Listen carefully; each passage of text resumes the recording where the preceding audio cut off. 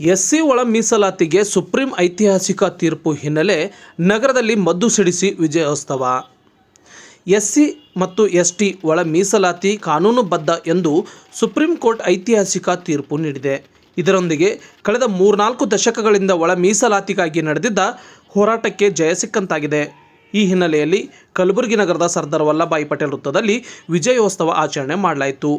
Doctor Babu Jagjivan Ram ಅವರ ಅಭಿಮಾನಿಗಳ ಸೈನ್ಯ ಸಂಘಟನೆಯ ನೇತೃತ್ವದಲ್ಲಿ ಗುರುವಾರ ಸಂಜೆ 5 ಗಂಟೆಗೆ ಕಾರ್ಯಕರ್ತರು ಸಂಭ್ರಮ ಆಚರಣೆ ಮಾಡಿದರು. ಮದ್ದು ಸಿಡಿಸಿ ಪರಸ್ಪರ ಸಿಹಿ ಹಂಚಿಕೊಂಡು ಸಂತಸ ವ್ಯಕ್ತಪಡಿಸಿದರು. ಕಲಬುರಗಿ ಗ್ರಾಮೀಣ ಮತಕ್ಷೇತ್ರದ ಶಾಸಕ ಬಸವರಾಜ ಮತ್ತಿಮಡು ಸೇರಿದಂತೆ ಅನೇಕರು ಪಾಲ್ಗೊಂಡಿದ್ದರು.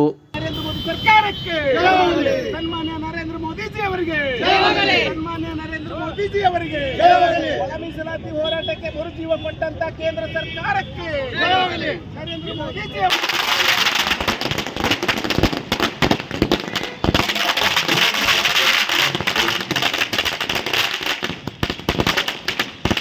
ಇವತ್ತು ಒಳ ಮೀಸಲಾತಿ ಅನೇಕ ವರ್ಷಗಳಿಂದ ಹೋರಾಟ ನಡೀತಕ್ಕಂಥ ಈ ಒಳ ಮೀಸಲಾತಿಗಾಗಿ ಇವತ್ತು ನಮ್ಮ ಉಪಮುಖ್ಯಮಂತ್ರಿಗಳಂತ ಗೋವಿಂದ ಕಾರಜೋಳ ಸಾಹೇಬರ ನೇತೃತ್ವದಲ್ಲಿ ಮತ್ತು ರಾಜ್ಯದ ಮಾಜಿ ಮುಖ್ಯಮಂತ್ರಿಗಳಾದಂಥ ಬಸವರಾಜ ಬೊಮ್ಮಾಯಿ ಸಾಹೇಬರ ನೇತೃತ್ವದಲ್ಲಿ ಕೇಂದ್ರ ಸಚಿವರ ನಾರಾಯಣಸ್ವಾಮಿ ಅಂತ ನೇತೃತ್ವದಲ್ಲಿ ಮತ್ತು ಯಡಿಯೂರಪ್ಪ ಸಾಹೇಬರ ನೇತೃತ್ವದಲ್ಲಿ ಸಂಘ ಪರಿವಾರದ ಅನೇಕರ ಇವತ್ತು ಹಿರಿಯರ ಆಶೀರ್ವಾದದಿಂದ 30 ವರ್ಷಕ್ಕಿಂತ ಹೆಚ್ಚಿಗೆ ನಡೀತಕ್ಕಂಥ ಈ ಹೋರಾಟದಲ್ಲಿ ಇವತ್ತು ನಮ್ಗೆ ಜಯ ಸಿಕ್ಕದಂತ ಅನ್ನಕ್ಕೆ ನಾವು ಇವತ್ತು ಭಾಳ ಖುಷಿಯಿಂದ ಇವತ್ತು ನಾವು ಹೋರಾಟ ಆಚರಣೆ ಮಾಡ್ತಾ ಇದ್ದೀವಿ.